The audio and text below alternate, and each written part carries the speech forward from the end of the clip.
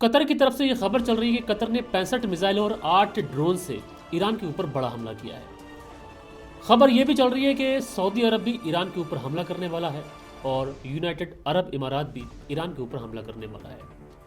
खबरें बहुत सारी हैं, एक एक खबर मैं आप लोगों को डिटेल में बताता हूं। जो कतर वाली खबर चल रही है कि कतर 65 मिसाइल और 8 ड्रोन के साथ में ईरान के ऊपर हमला कर चुका है।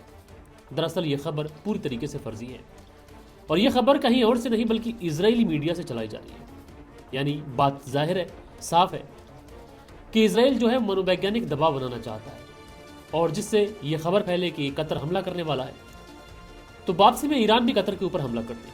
और ये इजराइल बहुत अच्छे से जानता है कि ईरान अगर इन देशों पर वापसी में हमला करता है तो ये लोग अपनी आत्मरक्षा नहीं कर पाएंगे।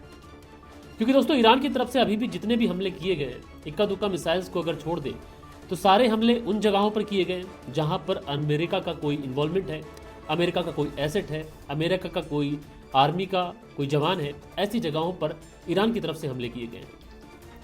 अगली खबर की बात करो तो कल के दिन एक खबर बहुत तेजी के साथ में सोशल मीडिया के ऊपर वायरल हुई थी कि ईरान के सुप्रीम लीडर जब नहीं रहे तो नए सुप्रीम लीडर की तलाश की जा रही है और उसे नए सुप्रीम लीडर को चुनने के लिए कल 88 जो मेंबर होते हैं वो चयन कर रहे थे। बातचीत चल रही थी, बैठक चल रही थी और उसी बिल्डिंग के ऊपर इजराइल हमला कर देता है, जिसकी वजह से सारे के सारे 88 जो मेंबर थे जो सुप्रीम लीडर का चयन करते हैं सब मारे जाते हैं।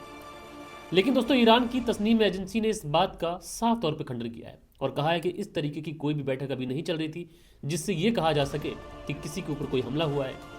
अब आप समझ सकते हैं कि इजराइल किस तरीके की चाल चल रहा है। अच्छा, एक खबर इसकी तरफ भी रुख कर लेते हैं।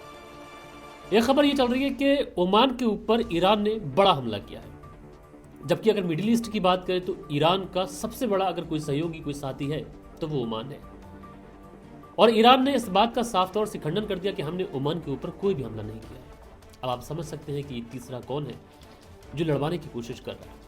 अच्छा, कल के दिन एक खबर और चली थी, आप देख सकते हैं किस तरीके से प्रोपेगेंडा फैलाया जाता है, जंग में सारी चीजें होती हैं कि सऊदी अरामको के ऊपर भी ईरान ने हमला किया है, जबकि बाद में ईरान ने कह दिया कि हमने अरामको के ऊपर कोई हमला नहीं किया है। हालांकि बात अभी तक क्लियर नहीं हो चुकी है, साफ नहीं हो चुकी है, लेकिन ईरान ने साफ कह दिया कि हमारी तरफ से कोई हमला सऊदी अरामको के ऊपर नहीं किया गया है।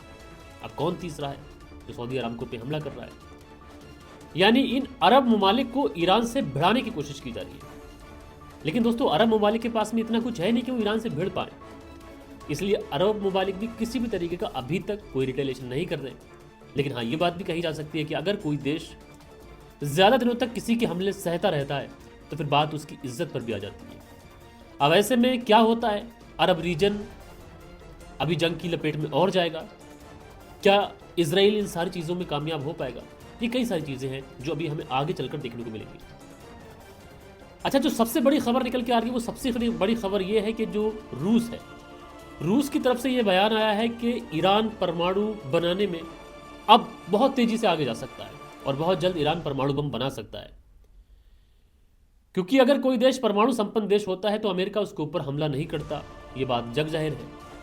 और ऐसे में अरब ममालिक के अंदर अब ये चीज़ें हैं ये बहुत तेज़ी के साथ में सर्कुलेट करेंगी और परमाणु बम बनाने की होड़ लग सकती है। अब देखने वाली बात है कि आगे क्या होता है, लेकिन ये बात जाहिर है कि अगर ईरान के पास परमाणु बम होता तो अमेरिका ईरान के ऊपर हमला नहीं कर रहा होता। और रूस की तरफ से ये भी कहा गया है कि रूस के जो साइंटिस्ट जो वैज्ञानिक वहां पर काम कर रहे थे ईरान में परमाणु साइट्स पर, उनसे कम्युनिकेशन टूट चुका है।